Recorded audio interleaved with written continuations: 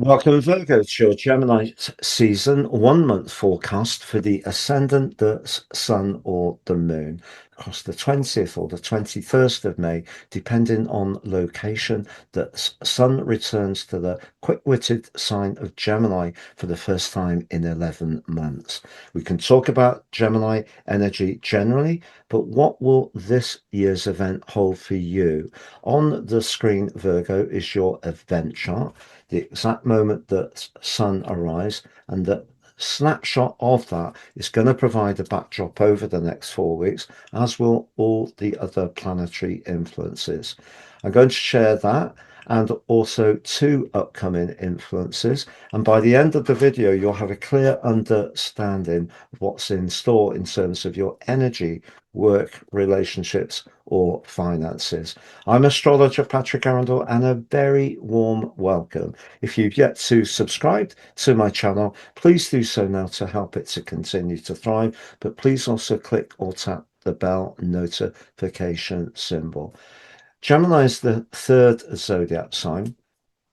It's very much about where we socialize, we interact, we connect, but interact and connect in usually quite fast, fleeting ways. So it's very much about everyday communication. It's ruled, like your sign, by Mercury. And Mercury in mythology is the winged messenger. So the intermediary between the gods above and us mere mortals on planet Earth. But Mercury happens to be in occupation this year, but also is Uranus. And the day after the sun's arrival, the sun and Uranus come into an exact conjunction in Gemini for the first time since 1948, 78 years. Incredibly rare. But Gemini energy, like your sign, is mutable, so it can flex. It is very speedy, can be quite mischievous, and it can be very amusing. But for you, it represents the 10th house, and that's our connection to the wider world. And in fact, the sun on this event is the most northerly player in the chart. So it's a sun dominant event for you this year. So that raw, powerful energy is going to be potentially really helpful to you as far as raising your profile, thinking about how people perceive you professionally, thinking about your goals and ambitions. And it can be where you can really shine. But because of the conjunction to Uranus, that brings an electric, perhaps slightly unpredictable vibe to bear. How will that play out? Well, if you're enjoying your work and you do feel that you're creative and your voice is heard and recognized and appreciated, you're going to have a really very uplifting time. You're going to find there's more amplification, and that's going to be very gratifying. But let's just imagine you're not enjoying what you're doing quite as much. Pluto, the planet of change, in that the most practical part of your chart has been urging you over the last couple of years to really think a lot about whether there's a need to evolve around your daily routines, which can include the services you provide professionally. And it just so happens that Mercury, your ruler, is in a stunning link with Pluto on this event. Now, that's a very penetrative, analytical energy. So that's where Mercury's rulership of your sign shows up. And if you are wanting to look at data or prepare a spreadsheet or a business plan, or you're working on software, all of those are going to be really supported fantastically well by Mercury's link to Pluto. But particularly if you're open to an evolution. But let's say you're not enjoying that job, but you're finding it a little difficult to think about what you might do differently. This is where Uranus could create a degree of stress, because maybe you're being asked to be more flexible, to embrace technology, do things in a fresh way, and that may grind against that part of your nature that likes that quite metronomic routine. So it just depends on your unique circumstances at the moment. If, however, you're very businesslike, you have your own enterprise, even if it is a sideline, Mercury's link to Saturn is fabulous. Saturn in your eighth house of shared or long-term finances could show up some resistance in that area. But if ever there was a chance to promote your message, but do so in a very well structured and thought through way, well, this is it. However, we do need to look at those other players, not least the collective in the sign of Cancer, because Venus, the relator, in the nurturing Cancer, but for you, the 11th house, very much to do with friendships, long term plans, can be to do with our higher purpose, can be quite lucky.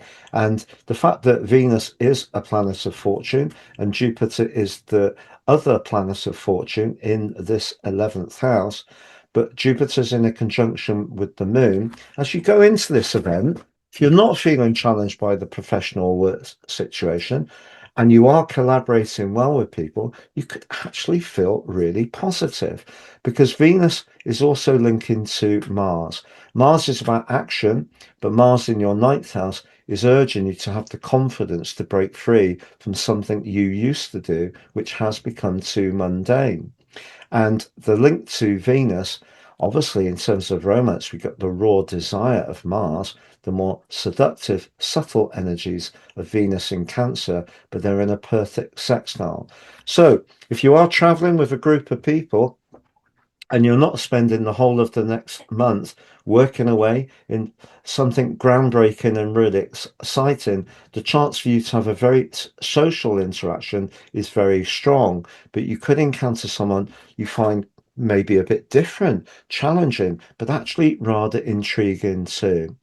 However, that Jupiter Moon conjunction is very, very warm spirited. Could even see you wanting to play some kind of role in your local community in a voluntary way, a supportive way, where you use your skills, knowledge, and resources to help those who are perhaps less fortunate. But what about romance if something isn't so clear at the moment? Well, the North Node is on your seventh house cusp, the true North Node, through to the end of July. So that's encouraging on the face of it. But look at Venus's link to Neptune. There may be someone in your friendship circle that you're finding very alluring, but it's not necessarily a straightforward situation. Maybe they're not fully available. Perhaps you're not fully available. Or perhaps they're being rather mysterious or not very straightforward. Go careful if that's the dimension, because Venus square Neptune is really an aspect which can draw us towards someone who's not actually quite what they seem. So be conscious of that. Also, Chiron in the eighth house of deep devotion is in a square with the moon in that 11th house. So, as much as you may yearn some kind of deeper connection, someone else may see it as just something much more transactional for them. And if that isn't something that's aligning between you, you could end up feeling a little hurt. If you're or have been in a relationship which you're not quite so sure of, as the sun moves forwards, it's going to come into a T square with the North Node and the South Node, and that could be testing. The South Node is our kind of habitual behavior where we feel most safe.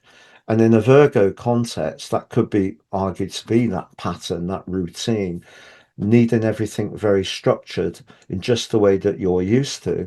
The North Node is asking you to lean into having the confidence to connect to other people.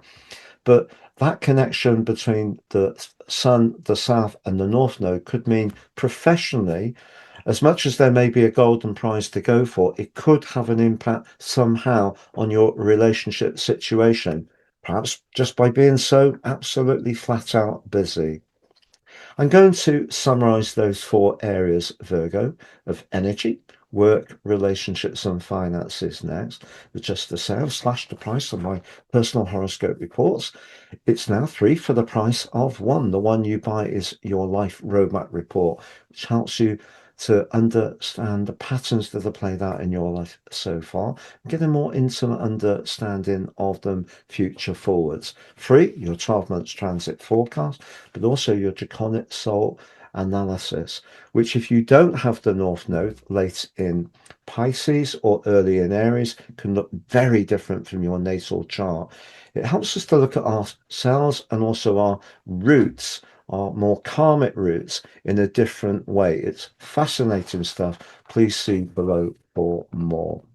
If you've yet to watch your Mars in Taurus 6-week forecast, that's on the screen. If you've yet to watch your Uranus 78 years solar return Cazimi on the screen.